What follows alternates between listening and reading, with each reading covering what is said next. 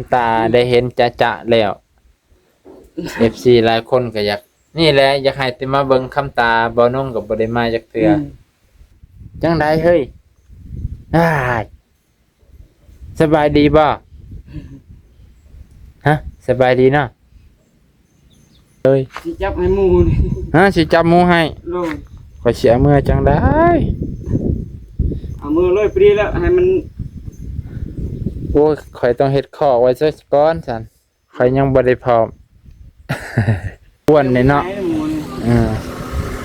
เดี๋ยว ไปก่อนเด้อไปก่อนเด้อเด้อเด้อไปนำบ่ไปบ่ มักละไป โอเคพ่อแม่พี่น้องไปอีหลีแล้วบัดนี้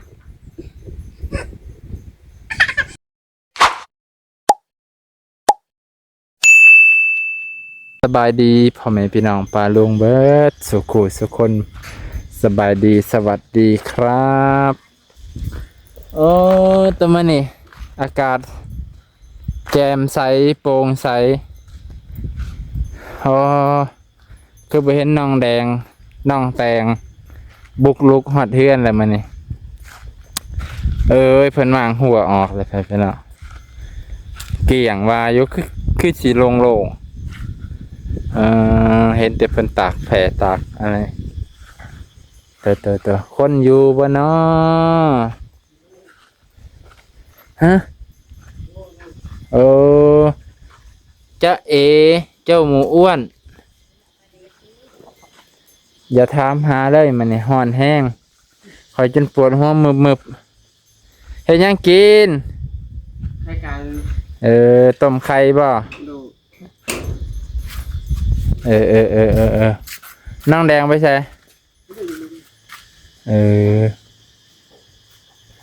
อืมรุ่มใส่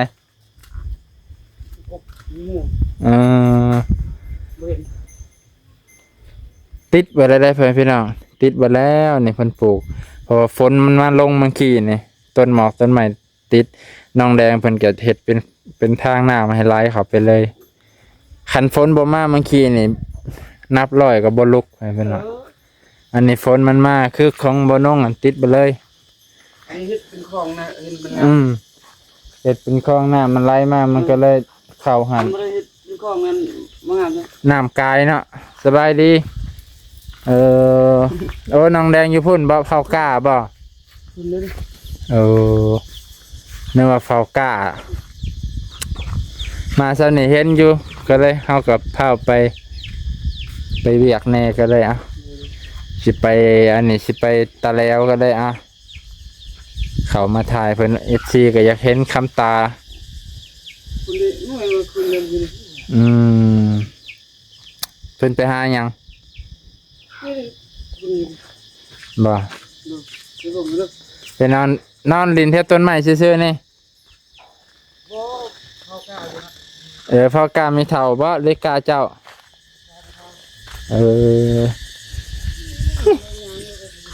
มะเขือนี่แปลกไปเพิ่นเอามะเขือบ่นงนี่ใบกูดใบยิกใบอันนี้แต่มะเขือเพิ่นนี่บ่เป็นหยังสูงพร้อม อันนี้หมูกินนะ บ่ กินนะ เออมะเขือบ่นงนี่ขึ้นบ่สูงปานนี้แหละงัวกับบ้านเด็ดงัวบ้านเด็ดแล้วบัดนี้ใบมันก็เป็นแบบโอ้ยจังไดบ่ใบคือติดผากเป็นเนาะดีนี่มะเขือให้กินหลายต้นบัดนี้ตอนสิเด็ดกินไปพี่น้องบรรยากาศตอนนี่ก็โอ้ยพี่เย็นสบายให้พี่น้องเพิ่นน้องแดงเพิ่นน้องแตงเพิ่นก็เผาอันนั้นทานคือเก่านั่นแหละเผาทานเผาอันนี้ปิดหน้าปิดตาแล้วมันร้อนแห้งไปพี่น้องมันร้อนหลายมันร้อนเป็นจำนวนมากตั้งขากล่องกันให้พี่น้องบ่เห็นน้องแดงบ่ได้แล้วบ่ไปบ่เห็นน้องแดงบ่เห็นน้องแดงให้น้องแดงมาก่อนเพิ่นคือสิเฝ้ากะ เห็นนอนเฝ้ากาเมื่อกี้นี่ก็บ่คิดว่าเพิ่นสิอันนั้นหน้าเฝ้ากาอยู่นี่ไหมพี่น้องนี่ใกล้ๆนี่นอนเฝ้ากาเห็นเอื้อยผู้หนึงก็เอื้อยตาลนั่นแหละพี่ตาลนะเนาะเพิ่นก็อยากให้บ่น้องซื้อน้ำเป็นแพ็คตอนนี้รถบ่น้องก็สามารถใช้ได้หลายแล้วครับพี่น้องพอบ่น้องซื้อเกินที่วางของนะมันเป็นแบบอะไรที่บ่น้องแก้ฟื้นไปให้หน้าไปพี่น้องไปแก้ฟื้นมือเฮือนได้แหละมันก็เลยใส่ได้หลายแล้วบัดนี้ซื้อแพ็คใหญ่ๆก็บ่มีปัญหาพี่น้องเอาเต็มรถก็บ่มีปัญหาขอให้มียางมัดยางรัดเป็นยางมหัดมันก็ใส่ได้หลายแล้วถ้าเพิ่นยังอยากให้ซื้อก็สามารถติดต่อได้ตอนนั้นก็ติดต่อมาอยู่ครับพี่น้องเพิ่นบ่น้องก็บอกเพิ่นว่าช่วงนี้บ่น้องติดภารกิจไปก็ช่วงที่อันนั้นแหละแม่บ่น้องไปนั่นแหละมันก็เลยบ่มีใครอยู่เฮือนบ่น้องก็เลยอันนั้นแต่ตอนนี้ก็พอบ่น้องก็อยู่ผู้เดียวพอได้อยู่เฮาก็บ่ได้กลับค่ำ4 โมง 5 โมงเฮาก็กลับเดี๋ยวมื้อนี้ก็สิเนี่ยมื้อนี้ก็ยันกลับค่ำมื้อนี้บ่น้องสิไปซื้อหยังก็ไดน้ำปั๊มน้ำให้วัดได้พี่น้องยันได้กลับค่ำอีกเพราะว่าเพิ่นสิได้ไปมอบให้เพิ่นคือเมื่อกี้นี่บ่น้องก็ไปมอบแทงน้ำจะได้พ่อพี่น้องก็ต้องอนุโมทนานำแม่คำแสนใส่บัณฑิตเนาะมีคำแสนจันทบัณฑิตพี่น้องเพิ่นอยู่ที่ประเทศออสเตรเลียต้องอนุโมทนาบุญนำเพิ่นเด้อพี่น้องที่เพิ่นได้เฮ็ดนำวัดนำว่าศาสนาเนาะ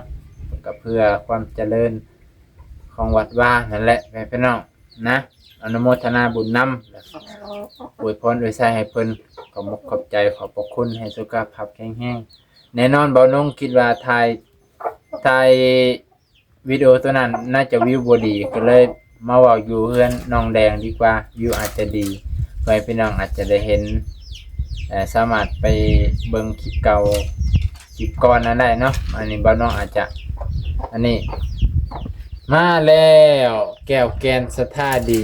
มามื้อนี้ฮ้อนแห้งหลายเด้อเอาพ่อแม่พี่น้องมาน้องคำตาร้านหน่อยบ่นี่บ่ชื่อยังก็ลืมเลยร้านหน่อยนี่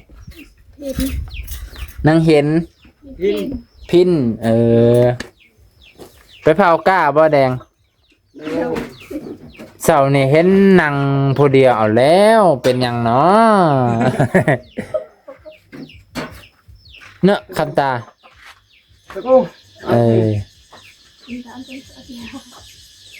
ใส่ชื่อมัน เบิ่งไปพี่น้องคำตายหนังเราทั้งหลังนะจนอายุระบาดสิน่ะมาเจ้าซอง อ้าว ยังมาทันใส่ส่งพี่ชายก่อนก็ได้ เร็ว ปี เร็วพี่ตา จักกะมือแลนวานกานะ ประมาณใดแล้วอธิบายเลย อาทิตย์ปลายเลยขึ้นเลยเนาะ ตักงูไปกิน ขึ้นพอดีงัวแทบบ่ บ้านงู คอยก็คิดอยู่ได้คอยวานเขาไว้นี่เอามื่อที่ครบทิศกลัวนี่คอยต้องไปจอบเบิ่งยันได้ไปเฝ้าหน้าคือเขาว่าแหละคันบ่เฝ้านี่บ่ได้เด้เนาะหมู่ปล่อยได้ยามนี่ฮะ ปล่อยคือว่าเนี่ยมันนี่เขาไม่ได้วันทุกคนเลย เขาบ่ได้วานทุกคนแม่น อันนี้วันสุดว่าได้พอ2 ตัว 3 ตัวซ้ำจะกิน งัว งัวควายน่ะ งัวซ้ำสิอิ่ม มึงเถื่อนกลางคืนกับเขาปล่อยน่ะ ป้าตอบ่ไปแต่คิดหนักแต่บาด ตัวนี้ก็บางทีก็ปล่อยดี เนาะปล่อยอีหลีแหละบ้านเฮาบ่ได้แม้คันมันกินแล้วเฮาก็ว่าหยังเขาบ่ได้บัดนี้สิปรับหมอกปรับไม้เอาโกยอย่าไปคิด ก็ได้อยู่แต่มันโต มันก็บ่คุ้มกับตัวมันกินเนาะ มันอายหมู่อีกสิวะ เนาะ พี่น้องกันก็สิ เออ ปรับมันก็คือว่าโพดเนาะคนบ้านเดียวกัน ตอนนั้นแหละสิเฮ็ดก็เกรงใจ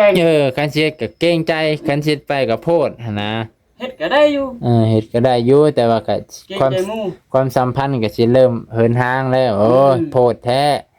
ตามที่ค่อยคิดอันนั้นเนาะส่วนหลายบ้านเฮาเป็นจังซั่นเขาก็เลยบ่ได้ปอกบ่ได้ปรับใหม่ ทุกคนเนาะ เออ แบบนี้นะ คันว่าเจอเล่าลุ่มนั่นโอ้เขาเอาอีหลี อืม เฮ้ยจังไรก็แนมคักแท้อ่า เอ้ยเนี่ยเนี่ย เออ นี่ดูขนาดโอ้ย เห็นเสือข่อยขาวคักบ่เห็นเสือบ่น้องขาวจุนพูนโอ้แม่นผู้ใดมาหา เบิ่ง บ่ได้เจ็บบ่ได้ไข้ติคำตานี่เนาะ โอ้ย สุขภาพแข็งแรงอยู่ นี่แหละ นะไปพี่น้องเอ้ยคำตาได้เห็นจะๆแล้ว FC หลายคนก็อยากนี่แหละอยากให้ติมาเบิ่งคำตาบ่นุ่งก็บ่ได้มาจักเทื่ออดเอาเบิ่งเดือนละ 2-3 เทื่อ อยากจับเลย เนาะเออ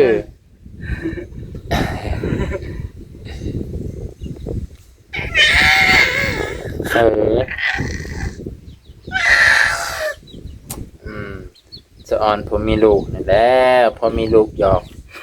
พอได้มีลูกหลานคำเต็มอยู่พุ่นบ่ อยู่บ้าน อยู่บ้านมันว่าคำเต็มมานอนเฝ้ากานำคำเต็มบ่ได้มาแต่ร้านเพิ่นให้มาเนาะ โอ้ย นางเห็นนางพิน เข้ากา มาเผากาให้ไม่เท่า เข้าครับโอ้ยเด็กน้อย แม่นเลยเนาะเมื่อยกันนอน มึงถือว่าไปหลิด หัวกิดอยู่ ทางนี้ เมื่อเช้านี้ก็คือจับ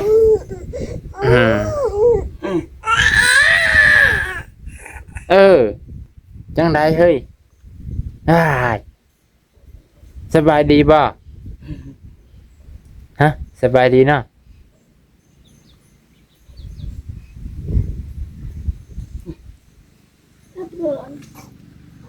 เป็นนัด เจ้า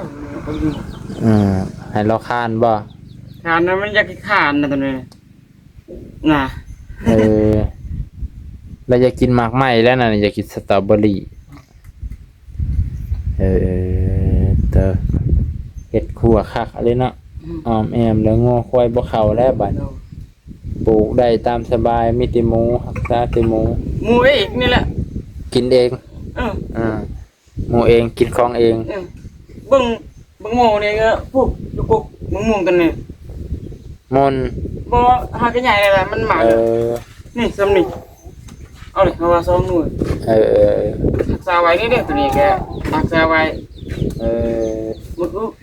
ทั่วหมดเพราะว่าบ่ได้ปลูกก็ได้กินอันปลูกก็บ่ได้กินเอาเลย ตัวตั้งใจรักษาบ่ได้กิน ปลูกนี่บ่ได้กินนะ หมักโมนี่นะแม่นอยู่ อันนี้มากเองเอาเลยเพราะว่าดีแล้ว ไปกับขั้นแขวเนาะคำตาไปนี่ทั้งพ่อทั้งแม่มันจำมั่มโพด เอา จำมั่มไปเป็นนัง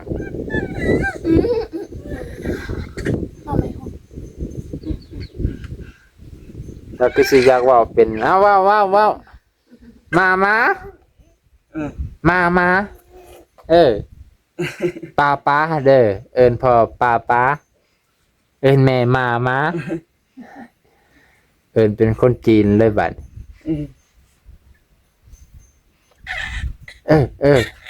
เอาย่าง ยังก็ลงไปลงมาคนหน้าคนหลักน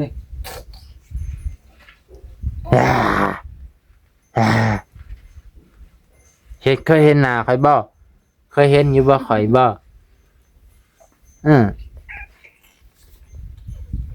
ข่อยจับไปได้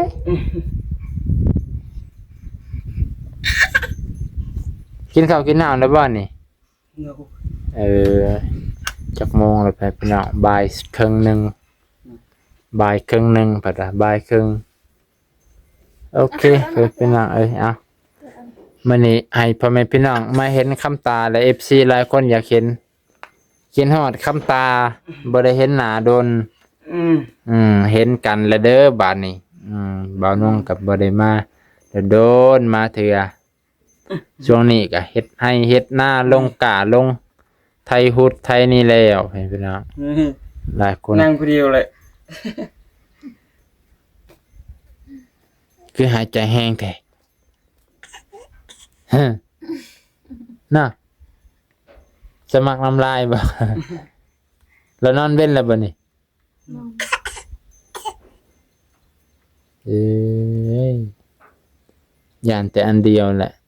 แล้วเคยไข่ออกตุ่มเลยนี่ ยัง อืม บ่เคย หมูออกมาเลยได้ ไข่ออกอันนี้มันจะแม่นโพดได้คือว่าตั้งแต่ดนแล้วเนาะ เรื่องนานมันเป็นนะ อ้าวไข่ออกตุ่มมันเด้ไข่หมักแดง ตั้งแต่เดือนพุ่นก็ยัง ยังบ่บด ยังบ่เบิดหลายเด็กน้อยหลายคนก็ยังเป็นอยู่ไข่อันนี้ ยากขนาดตัวเป็นตุ่มนี่ ป้าแต่คันเด็กน้อยเป็นนี่ตาดีตน ลำบาก ทั้งห้องทั้งไห้เขาเจ้าคันเด็กน้อย ผู้ใหญ่นี่ ใครแน่อดเอา ยังบ่ได้ใครนี่ อืม สักวัคซีนดุว่าเป็นดักสักวัคซีนครบเนาะเนาะคำตาเนาะเราได้สักคำหนึ่งเนี่ยว่าเลยโดยก็ชี้ซ้ำนั่นแล้วเราตอบให้ เอาอย่าได้เป็นยังกรอบจะมีอ่ะ ช่างป้า นี่โด แค่เอาพ่อแม่พี่น้องสิได้จบเพียงเท่านี้สิได้อำลาพระจากคำตาไปก่อนบ๊ายบายเด้อบ๊ายบาย บ๊ายบาย เปาะก่อนเด้อมาเยี่ยมยามซื่อๆให้เอื้อยแม่ๆเพิ่นเห็นเพิ่นก็อยากเห็นบ่ได้เห็นดนบ๊ายบายบ่แม่นพรเด้แม่พี่น้อง ตอนแรงเมื่อทั้งนี้บ่ จังหวะคือสิบ่ได้มาพาหลานเมื่อแต่ตะแล้วแล้วก็สิมื้อเฮือนเลย สิจับให้หมู่นี่ สิจับหมูให้ โด ก็เสียเมื่อจังได้ เอามือเลยปรีแล้วให้มัน โอ้ยข่อยต้องเฮ็ดข้อไว้ซะก่อนซั่นข่อยยังบ่ได้พร้อม ผูกไว้ก็บ่ได้เป็นหยัง บ่ โด ผูกคอ เอาตัวน้อยสุดเด้อคันสิให้เด้ออย่าเอาตัวใหญ่เลยมันสิเปลืองห้ำข่อย บ่ซ้ำใหญ่แล้วใหญ่ตัวแล้ว น้อยก็เพื่อสิเลี้ยงเพื่อสิใหญ่ จับง่ายอยู่บ่ โด ม ไอ้เมื่อตัวนี้บ่ บ่ยังเขาจะไปตะแล้วกันมื้อหน้าก่อนมื้อหน้าก่อนมื้อหน้าคันสิมาคันข่อยมาข่อยก็สิมา2รอบ โด และใกล้ เบาแตงเพิ่นให้ข่าวดีอีกแล้วแฮงบ่มีผู้ใดเกลือหมูแล้วบาดอยู่เฮือน คือตอนไว้แล้วนะ ทึก